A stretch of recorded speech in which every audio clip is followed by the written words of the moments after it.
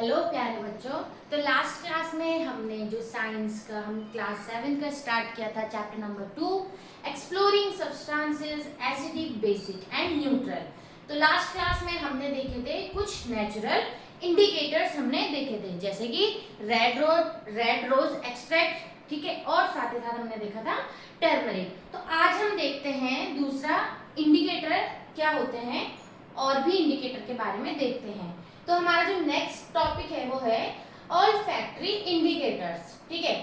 अभी तक आपने देखा जो भी आपने अभी टर्मरिक हो, चाहे रेड रोज एक्सट्रैक्ट हो या आपका क्या हो लिटमस पेपर हो, इनमें आपने देखा आपने कैसे पता लगाया कि कोई चीज आपकी एसिडिक है या बेसिक है या न्यूट्रल है, on the basis of the colour changes, ठीक है। कलर जैसे जैसे चेंज हो रहा था उस बेसिस पे हम क्या कह रहे थे कि the substance is acidic, basic and neutral. तो अब आते हैं हमारे ऑल्फैक्टरी इंडिकेटर्स। ऑल्फैक्टरी इंडिकेटर्स क्या होते हैं इसको समझेंगे आज। तो there are some substances whose order change in an acidic और basic medium, these are called olfactory indicators. यानी कि ऐसे इंडिकेटर्स जिनका क्या होता है ऑर्डर यानी कि स्मेल, ठीक है, जिनका स्मेल चेंज हो जाए इन एन एसिडिक और बेसिक मीडियम में, ठीक है। ऐसे सब्सटेंसेस जिनका एसिडिक या बेसिक मीडियम में क्या हो जाए ऑर्डर चेंज हो जाए, स्मेल चेंज हो जाए, तो these are called olfactory indicators. उनको हम क्या कहते हैं ऑल्फैक्टरी इंडिकेटर्स, ठीक है। तो सबसे पहले हम यहाँ पर एक एक्टिविटी देख लेते हैं। Late us investigate.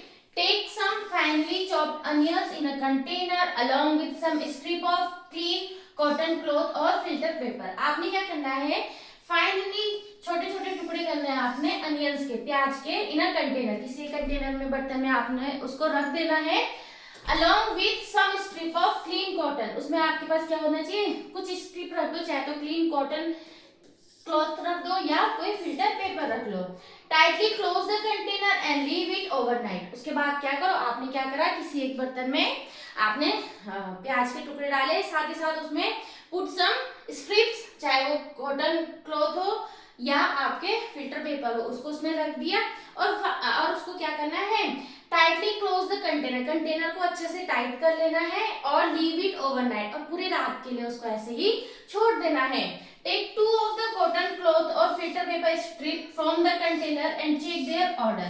अब क्या करना है, जब आपने उसको पूरी रात रख दिया उसके बाद उसमें आपने जो चाहे फिल्टर पेपर डाला हो या आपने जो भी कॉटन क्लॉथ डाला है उसको आपने क्या करना है, बाहर निकालना है और उसकी स्मेल को चेक करना है कैसी स्मेल है। तो keep them on a clean surface and put a few drops of tamarind water on one strip and few drops of baking soda solution on the other. Allow the drop to spread on the strip। अब क्या करना है, हमें क्या करना है, check करना है ना कि हमारे पास ये एसिडिक है या बेसिक है ना, जो भी हमने सब्सटेंस लिया है। तो एक हमने ले लिया है टैमरिंड वाटर, ठीक है, और दूसरा ले लिया है बेकिंग सोडा सोल्यूशन। आपने क्या करना है, जो भी आपने स्ट्रिप लिए हैं, ठीक है, चाहे वो कॉटन क्लॉथ हो, ये हो गया, दूसरा ये हो गया, एक में डाल देना है आपने टैमरिंड वाटर, ठीक है, एक में डाला आपने टैमरिंड वाटर और दूसरे वाले में आपने डाला बेकिंग सोडा सॉल्यूशन। दूसरे में क्या डाला, baking soda solution and check the order again. अब आपको क्या करना है, पहले आपने उनकी स्मेल चेक कर ली थी, उसके बाद उसमें टैमरिंड वाटर डाला, एक में आपने बेकिंग सोडा सॉल्यूशन डाला, फिर आपको उसकी स्मेल फिर से चेक करनी है।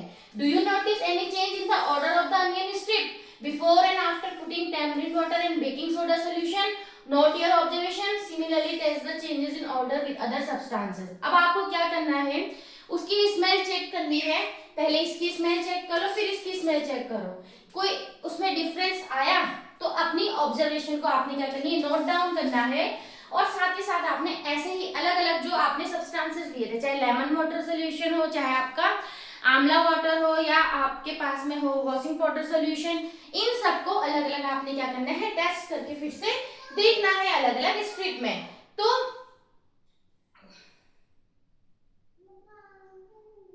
ठीक है, तो know a scientist Acharya Prafulla Chandran Ray is known as the father of modern Indian chemistry, ठीक है, मॉडर्न इंडियन केमिस्ट्री के फादर की में कहा जाता है आचार्य प्रफुल्ल चंद्र रे। He earned a doctorate in chemistry from the United Kingdom and returned to India. ठीक है, उनको क्या मिला, डॉक्टरेट डिग्री मिली, कहाँ से, यूनाइटेड किंगडम से इन केमिस्ट्री में, and return to India. He contributed toward advancing scientific research in India.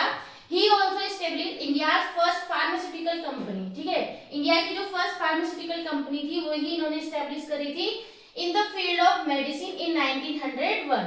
He was a person rooted in Indian culture and knowledge traditions. Through his writing on the history of the chemistry in India, he highlighted the achievements and expertise of ancient Indian scientists to the modern world. A social reformer, also advocated the use of mother tongue as a medium of the instruction in educational institute. ठीक है, तो ये आपके यहाँ पे एक scientist के बारे में गिवन है. तो what happens when acidic substances mix with basic substances? अब क्या हुआ, कभी ऐसा होता है, अगर क्या होगा, अगर हम एसिडिक सब्सटेंसेस को मिक्स कर दे बेसिक सब्सटेंसेस के साथ में. ये हमारा नेक्स्ट टॉपिक है. ठीक है, तो let us investigate by performing the following experiment. Take 1 drop of lemon juice in a test tube. एक टेस्ट ट्यूब है, ठीक है, उसमें आपने क्या करना है, 1 ड्रॉप ऑफ लेमन जूस. इसमें आपने क्या किया, 1 drop of lemon juice and 20 drops of water to it. ठीक है, 20 drops of water.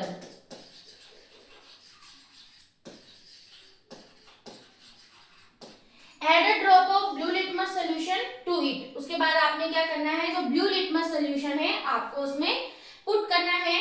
Do you observe any color change? Slowly add drops of lime water to this test tube with the help of a dropper and seal it well. What do you observe? Is there any change in the color of the solution? Solution के colour में कोई change आया? ठीक है. Again add 1 drop of lemon juice to the above solution. तो क्या colour change आया, देखो सबसे पहले क्या होगा, initially when a drop of blue litmus solution is added to lemon juice solution. ठीक है, तो the color of the solution turns red. अब हम यहाँ पे देख लेते हैं कि ड्रॉप आपने क्या किया था, लेमन जूस लिया था. ठीक है, लेमन जूस, फिर उसमें आपने वाटर ऐड किया था. फिर उसके बाद आपने क्या किया, उसमें when a drop of blue litmus solution, उसमें क्या ऐड किया, ब्लू लिटमस सोल्यूशन ऐड किया. तो जब ब्लू लिटमस सोल्यूशन ऐड किया, the colour of the solution turns red. ठीक है, तो जो भी आपको सोल्यूशन मिला, इसका कलर कैसा आया, रेड कलर आया. कौन सा कलर आया, रेड कलर आया. ठीक है, तो when lime water is added to this test tube, अब इसमें क्या किया, हमने इसमें लाइम वाटर ऐड किया. तो जब हमने इसमें लाइम वाटर ऐड किया, the colour of the solution eventually changes from red to blue. अब आपका जो सोल्यूशन है वो आपका रेड से किसमें कन्वर्ट हो गया, ब्लू में कन्वर्ट हो गया. तो इसका मतलब क्या, this shows that the solution in the test tube is no longer acidic. तो इसका मतलब क्या हुआ, जो हमने स्टार्टिंग में लेमन जूस लिया था, यानी कि हमने कौन सा मीडियम लिया था, एसिडिक मीडियम, यानी कि एसिडिक सॉल्यूशन लिया था. तो जब हमने उसमें ये डाला तो लास्ट में हमको ब्लू कलर मिला. तो इसका मतलब जो अब ये सॉल्यूशन बचा ये एसिडिक नहीं रहा.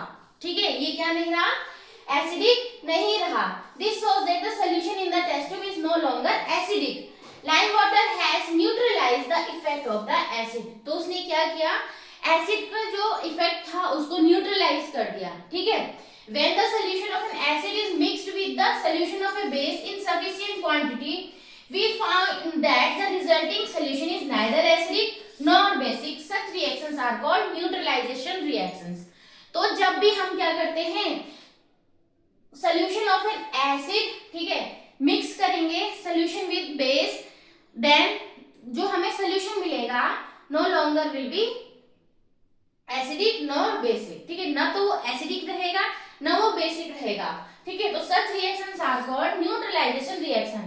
ठीक, in neutralization reaction salt and water are formed with the evolution of heat. तो इसकी एक आपको इक्वेशन दी हुई है यहाँ पे, यानी कि जब हम एसिड और बेस को, ठीक है, मिक्स करते हैं तो कौन सी रिएक्शंस होती हैं, वो उन्हें हम कहते हैं न्यूट्रलाइजेशन रिएक्शंस. और न्यूट्रलाइजेशन रिएक्शन से हमें क्या मिलता है, salt plus water with some amount of heat, ठीक है, सम अमाउंट ऑफ हीट हमें वहां पे मिलता है। तो न्यूट्रलाइजेशन रिएक्शंस जब भी आपके लिए आएगी तो आपको डेफिनेशन लिखनी है और साथ ही साथ ये इक्वेशन भी आपको लिखनी है, ठीक है। तो there are many examples of everyday life where you can observe the use of neutralisation reactions. तो ऐसे ही डेली लाइफ में भी बहुत सारे आपके पास में क्या हैं, एग्जांपल्स हैं। तो सबसे पहले हम देख लेते हैं। तो न्यूट्रलाइजेशन रिएक्शंस क्या है, when the solution of an acid is mixed with the solution with the base, we find out that the solution is neither acidic nor basic। जो आपका सोल्यूशन मिला ना तो वो एसिडिक है ना बेसिक है, वो कैसी रिएक्शंस होती हैं, those reactions are called neutralisation reaction. यहाँ पे आपको रिएक्शन दिए acid plus base gives salt plus water plus heat. तो अब हम देख लेते हैं neutralisation in our daily life. Neutralisation जो रिएक्शंस चल रही हैं वो हमारी डेली लाइफ में कैसे काम करती है। तो situation number 1 is given, Kirti was observing a butterfly in the garden with her hand resting on a tree trunk, ठीक है। ऐसे यहाँ पे ये पेड़ की शाखा दी हुई है, ठीक है। कीर्ति यहाँ पे अपना हाथ रख के अच्छे से इस बटरफ्लाई को ऑब्जर्व कर रही है। Then suddenly a red ant bit her, leaving her skin red with stinging pain, ठीक है। अब यहाँ पे क्या, वो हाथ रखा हुआ है तो वहां पे क्या होती है, लाल चींटी आती है और उसके हाथ में काट देती है। Her brother helped her by applying moist baking soda to the affected area which relieved the pain. What do you think might be the reason for this? तो इसके पीछे क्या रीजन है, उसके हाथ में चींटी ने काटा तो उसके भाई ने वहां पे बेकिंग सोडा सोल्यूशन को हल्के से रब कर दिया। ऐसा क्यों किया उसने, देखो हम उसका रीजन देख लेते हैं। When an ant bite, it inject an acidic liquid। जब भी कोई आंट बाइट करती है तो वो क्या देती है, एसिडिक लिक्विड रिलीज करती है, ठीक है। उस एसिड का नाम होता है, याद रखना, फॉर्मिक एसिड, ठीक है। जो एसिड हमारी ये जो आंट है रिलीज करती है वो क्या हुई, formic acid into the skin. The effect of the acid can be neutralised bye rubbing moist baking soda which is a base. अभी आपने देखा कि जो न्यूट्रलाइजेशन यानी कि एक के इफेक्ट को कम करने के लिए क्या किया, एसिडिक सोल्यूशन के इफेक्ट को कम करने के लिए वहां पे बेसिक सोल्यूशन ऐड कर दिया जिससे कि वो सोल्यूशन न्यूट्रलाइज हो गया। तो वैसे ही यहाँ पे वही रिएक्शन यूज की है कि इस कीर्ति को आंट ने काटा तो यहाँ पे क्या आया, एसिडिक उसने लिक्विड इंजेक्ट किया। तो उस एसिडिक लिक्विड को उस के इफेक्ट को खत्म करने के लिए उसके भाई ने क्या किया, वहां पे बेस रब किया, ठीक है, बेस रब किया। तो बेस हमारा बेकिंग सोडा सोल्यूशन है तो इसलिए उसने वहां पे उसको रब किया जिससे कि उसके हाथ को आराम मिला। तो what remedies do people use to treat ant bite in your region, और क्या रेमेडीज हो सकती हैं, वहां पे हम क्या कर सकते हैं, सोप सोल्यूशन को भी रब कर सकते हैं, यानी कि कुछ ना कुछ बेस आपको वहां पे लेना है। तो this one is situation number 1। Now the situation number 2 is on the farmers portal, an online platform from the Department of Agriculture, Cooperation and Farmer Welfare, a query from a farmer state,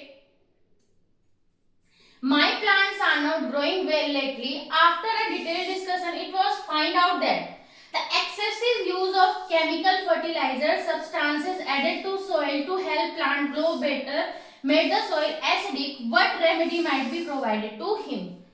ठीक है, तो क्या हुआ, तो जो farmer से वो कह रहे हैं कि हमारी जो क्रॉप्स है वो अच्छे से ग्रो नहीं कर रही हैं। तो उन्होंने जब डिटेल डिस्कस किया उनको क्या मिला कि उन्होंने बहुत ज्यादा अमाउंट में क्या यूज कर लिए हैं, बहुत ज्यादा अमाउंट में फर्टिलाइजर्स यूज कर रहे हैं, ठीक है। तो substances added to soil to help plant grow better made the soil acidic, जिसकी वजह से जो सॉइल है वो कैसी हो गई है, बहुत ज्यादा एसिडिक हो चुकी है, ठीक है, बहुत ज्यादा एसिडिक हो चुकी है। तो what remedy might be provided to him, अगर वो वहां पे मिट्टी उसकी जो सॉइल है वो बहुत ज्यादा एसिडिक हो चुकी है, ठीक है, तो उसके लिए क्या करना चाहिए, न्यूट्रलाइज करने के लिए वहां पे हम यूज करेंगे बेस, ठीक है, कोई एक बेस हमने यूज करना है। तो when the soil is too acidic the plants do not grow well, it can be treated with lime which is a base, ठीक है, चूना होता है ना लाइम, तो उससे अगर हम ट्रीट करेंगे तो जिससे कि उनकी सॉइल की जो कंडीशन है वो पहले से बेटर हो सकती है, ठीक है। If the soil is basic organic matter, ठीक है, अभी तो ऊपर क्या कंडीशन थी, सॉइल वाज एसिडिक जिसके लिए उन्होंने बेस यूज किया लाइम। अगर द सॉइल इज बेसिक, मान लो अब सॉइल क्या है, बहुत ज्यादा बेसिक है, organic matter like manure and composted leaves are added to it, ठीक है, उसके बाद हमने क्या करना है, वहाँ पे ऑर्गेनिक मैटर जैसे कि मैन्योर और कंपोजिट लीव्स हम उसमें ऐड करेंगे। Organic matter release acids that neutralise the basic nature of the soil. अगर मिट्टी ज्यादा एसिडिक है तो हमने क्या करना है, ऑर्गेनिक मैन्योर और कंपोस्टेड लीव्स को ऐड कर देना है। वो क्या करते हैं, एसिड रिलीज करते हैं, जिससे कि हमारे वहां पे क्या कर सकते हैं, वो उस मिट्टी की नेचर को, बेसिक नेचर को न्यूट्रलाइज कर देंगे। तो sometimes the soil may be neutral but the plants growing in it may still show poor health which can be due to the deficiency of nutrient in the soil। कई बार क्या होती है, the soil is neutral, soil अच्छी है आपकी, ना ज्यादा acidic है ना ज्यादा बेसिक है, फिर भी फसल अच्छे से ग्रो नहीं कर रही है। उसका रीजन कुछ और हो सकता है, वो रीजन हो सकता है deficiency of nutrient in the soil. Soil में जो न्यूट्रिएंट मिलने चाहिए वो न्यूट्रिएंट उसमें अच्छे अमाउंट में नहीं है, इसीलिए सॉइल अच्छे से क्रॉप अच्छे से ग्रो नहीं कर रही होगी। तो ये था आपका सिचुएशन नंबर 2, जहां पे अगर soil is too much acidic then we will add base like lime, and if the soil is too much basic then we will add manure and composted leaf which releases acids. ठीक है, जिससे कि जो हमारा soil का जो nature है वो न्यूट्रल हो जाएगा। Now the next condition is Ashwin's friends Gurbir stay near an industrial area.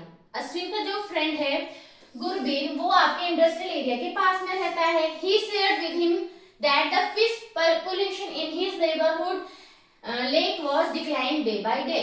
What do you think might be the causes for this? अब वो बता रहा है कि वो एक इंडस्ट्रियल एरिया के पास में रह रहा है, जहाँ के वहां पे लेक है, लेक मतलब जो तालाब है, वहां पे धीरे धीरे day by day the population of the fish is decreasing, ठीक है, कम होते जा रहे हैं। तो what do you think might be the causes for this?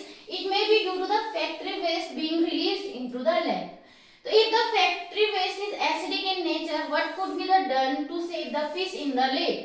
मान लो जो भी इंडस्ट्रियल वेस्ट आप निकल रहा है वो लेक में गया, और उसका नेचर अगर क्या है, the factory waste is acidic, अगर मान लो उसका नेचर है एसिड, तो हमें क्या करना है वहां पे, then we will add basic substances. हमने वहां पे क्या करना है, बेसिक सब्सटेंसेस ऐड करना है टू न्यूट्रलाइज the reaction। ठीक है, the factory waste can be neutralized by adding basic substances before releasing into the lake। यानी कि जो भी आपका जो अगर वो वेस्ट है उसका नेचर आपका क्या है, if the nature is acidic then we will add some basic substances to this waste, ठीक है, then we will release into the lake। उसके बाद हमने उसको लेक में रिलीज करना है ताकि उसका जो इफेक्ट है वो कम हो जाए।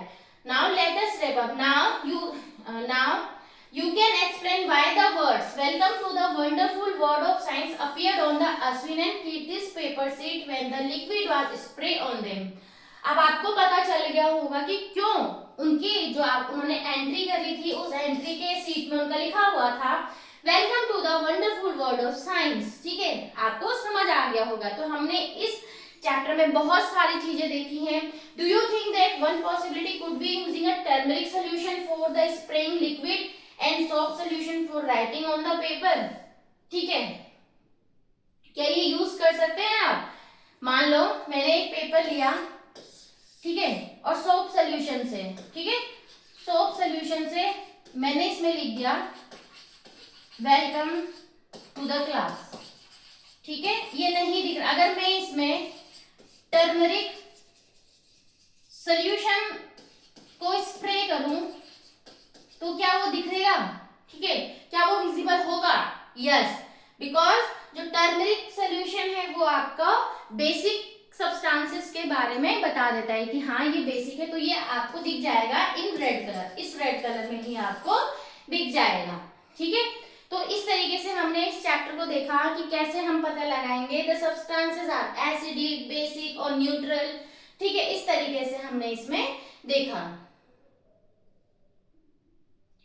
नाउ इन अ नटसेल इसकी समरी हम देख लेते हैं। Last substances around us may be classified as acidic, basic और न्यूट्रल इन नेचर। हमारे आसपास जो भी सब्सटेंसेस मिलते हैं हम उनको एसिडिक, बेसिक और न्यूट्रल में क्लासिफाई कर सकते हैं।